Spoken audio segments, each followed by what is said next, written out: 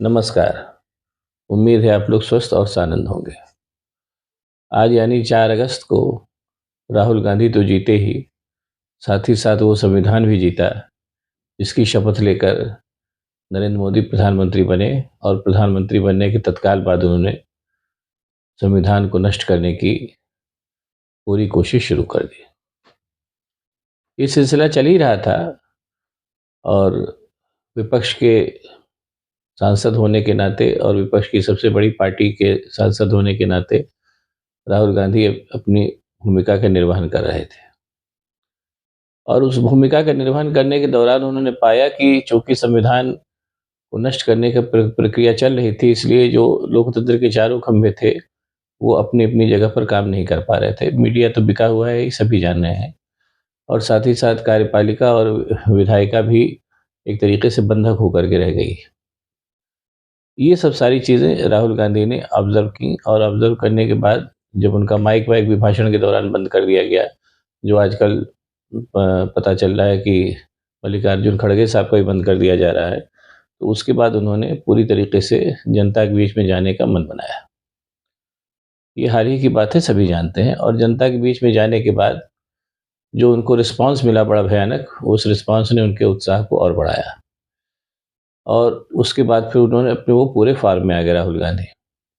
उसी बीच नरेंद्र मोदी की जो 9 सालों का कार्यकलाप था, उसके दुष्परिणाम सामने आने लगे, और उसको लेकर के राहुल गांधी और ज़्यादा मुखर हुए। ख़ास तौर से अडानी, अंबानी और ये हिंडनबर्ग और बाकी तमाम जो मसले उठे। उसके पहले भी वो लगातार जब कोरोना फैला था, तब भी उन्होंने बताया, इकोनॉमी को लेकर के भी उन्होंने कई बातें बताई। लेकिन जैसा नरेंद्र मोदी सरकार का मामला था कि षड्यंत्र करके और खिल्ली उड़ा करके चीज़ों को नज़रअंदाज करने का, वो सिलसिला चालू रहा, और उसके चलते हिंदुस्तान की स्थिति दिन ब दिन खराब से खराब होती जा रही। बहरहाल राहुल गांधी माने नहीं, उनका काम था, उसको करते रहे, और जनता के बीच में जाने के बाद वो और मुखर होकर के उन्होंने चीज़ों को आलोचना शुरू की, जो उनका धर्म था विपक्षी नेता होने के नाते। लेकिन जैसा कि अपने अहंकारी प्रधानमंत्री नरेंद्र मोदी की सिफत है, और दूसरी बात एक ये भी है कि भारतीय जनता पार्टी और राष्ट्रीय स्वयं सेवक संघ जो है, वो षड्यंत्र करने में माहिर है। इस चीज़ को फिर राहुल गांधी की बाढ़ को रोकने के लिए षड्यंत्र का सहारा लिया गया, जो ज़ाहिर-सी बात है उसी षड्यंत्र के तहत कूट रचना करके गुजरात की कचहरियों में उनको से फैसले दिलवा करके उनको उनकी उनकी सदस्यता छीन ली गई। ये सोचा गया, जैसी बुद्धि उतना ही आदमी सोचता है कि इसके बाद उनकी ज़बान पर लगाम लग जाएगा, लेकिन हुआ नहीं। वो बड़े नेता तो हैं ही राहुल गांधी, वो अपनी बात लगातार कहते रहे। और उसके बाद जो है, चूँकि संविधान अभी जो कि सबसे बड़ी बात है कि संविधान तो है ही जैसा भी है, सारे तोड़-फोड़ के बावजूद मूल ढाँचा तो है ही। और दूसरी बात यहाँ पे मैं बात को रोक करके कहना चाहूँगा कि संविधान को तोड़ने का काम तो नरेंद्र मोदी और उनकी पार्टी भारतीय जनता पार्टी और उसका मित्र संगठन राष्ट्रीय स्वयं सेवक संघ कर रहा है। लेकिन उसका विकल्प क्या हो सकता है, इसकी सूझबूझ उनके दिमाग में ना है, ना वो बना सकते हैं। ये बात भी साबित हो गई। वो केवल तोड़ सकते हैं, बना कुछ नहीं सकते।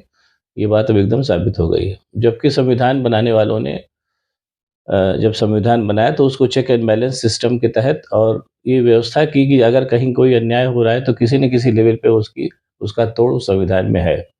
यही बात राहुल गांधी के साथ भी हुई।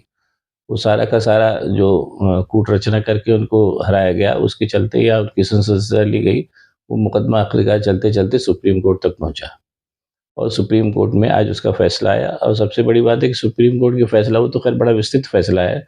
मैं जैसे पहले बता चुका हूँ, मैं थोड़ा देर रात में वीडियो बनाता हूँ, बहुत कुछ आप लोग जान भी चुके होंगे। लेकिन उस चूँकि बात चल रही है, इसलिए उसको भी कहना ज़रूरी है कि उस फैसले में तमाम बातें जज साहिबान ने ऑब्ज़र्व की। पहले तो उन्होंने यही कहा कि ये तो कोई केस ही नहीं बन रहा है, जैसे केस में उनको 2 साल की अधिकतम सज़ा दी गई। और वो जो हाई कोर्ट का फैसला था राहुल गांधी के खिलाफ, गुजरात हाई कोर्ट का, उस पे भी कटाक्ष किया जज साहब ने। कहा भाई ये फैसला तो बड़ा दिलचस्प मालूम पड़ रहा है। ये सब बातें हुई। बहरहाल कुल मिलाकर के राहुल गांधी की सज़ा पर रोक लगा दी गई, और वो फिर से संसद सदस्य हो गए। और मेरा ख़्याल है कि वो अभी जो सेशन चल रहा है संसद का, उसी में जाकर के भाषण देंगे, और इसमें कोई शक नहीं कि वो भाषण बड़ा ज़ोरदार और दिलचस्प होगा। सत्ता पक्ष की खिसियाहट ऐसे भी सामने आ रही है कि अब वो अनर्गल बातें करने लगा है। जैसे अभी वो शाह साहब कह रहे थे कि वो 26 पार्टी बनावे चाहे जौन बनावे। ये ऐसा वो कह रहे थे, जबकि वो खुद ही 38 पार्टियों का गठबंधन बना के बैठे हैं, जिसमें कई पार्टियों के एक भी सांसद नहीं है। तो इस तरीके की बातें करना जो है कुल मिला के हास्यास्पद है, लेकिन जो हारता हुआ आदमी होता है इसी तरीके की हास्यास्पद बातें करके किसी यानी बिल्ली खम्मा नोचे मुहावरे को चरितार्थ करता है।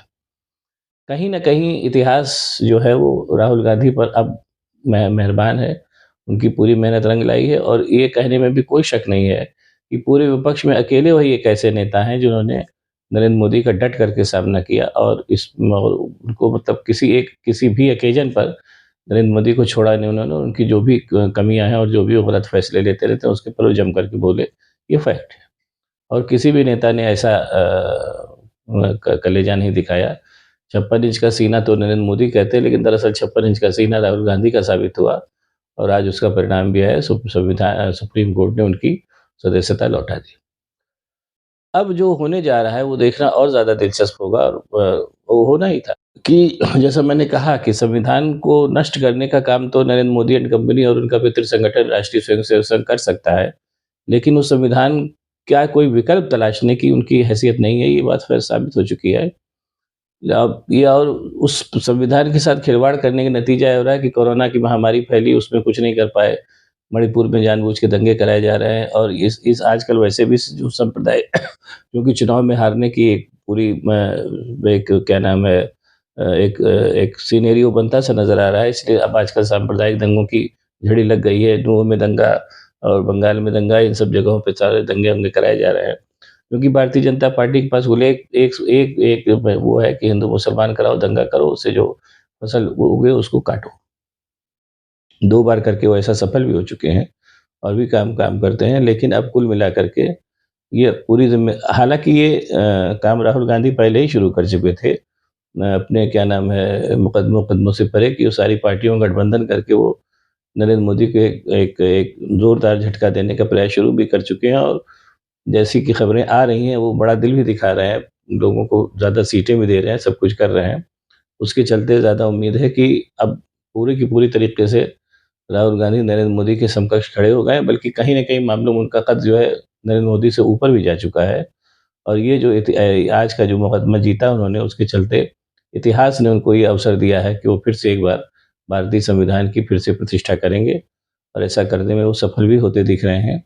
ईश्वर उनको श लंबी आयु दे और उनकी कीर्ति बढ़ाए और कहीं न कहीं हिंदुस्तान जो है, उनके इस पूरे क्या नाम है, योगदान को हमेशा याद रखेगा।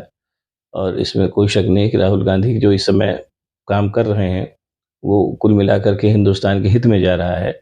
और एक ये कहने में मुझे कोई हिचक नहीं है कि एक अनिच्छुक व्यक्ति को, जो राजनीति को लेकर के और पद और क्या नाम है, पद पद को लेकर के और महत्वाकांक्षा को लेकर के बहुत ही शुरू से ही मतलब अनिच्छुक व्यक्ति था। उस अनिच्छुक व्यक्ति को इतना कोंचा नरेंद्र मोदी ने कि कहीं न कहीं वो उनके समकक्ष और उनसे बड़े आकार के साथ आकर के सामने खड़ा हो गया, जिससे निपटना अब नरेंद्र मोदी को भारी पड़ेगा, ऐसा लग रहा है।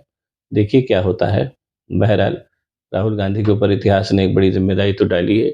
ईश्वर चाहेगा तो वो अपनी उस ऐतिहासिक ज़िम्मेदारी को ऐतिहासिक रूप से पूरा करेंगे और हिंदुस्तान में संविधान और लोकतंत्र की पुनर्प्रतिष्ठा के लिए और बाकी हिंदुस्तान की सारी जो दिक्कतें हैं, जो नरेंद्र मोदी एंड कंपनी की वजह से हिंदुस्तान के सामने फ़िलहाल आई हैं, उनसे निपटने के लिए वो सफल होंगे। और एक तरीके से ये उनकी उस भारत जोड़ो यात्रा की अगली कड़ी होगा, जिसके लिए उन्होंने भारत जोड़ो यात्रा निकाली थी। उस भारत जोड़ो यात्रा के जो भी तार्किक परिणति है, उस तक राहुल गांधी पहुँचेंगे, इस शुभकामना के साथ। अगर आपको मेरा वीडियो पसंद आए तो इसको लाइक करिए, शेयर करिए, साथ ही साथ मेरे चैनल को सब्सक्राइब करिए, ताकि मैं और भी ऐसी बातें आपको बताता रह सकूँ। बहुत-बहुत धन्यवाद। नमस्कार।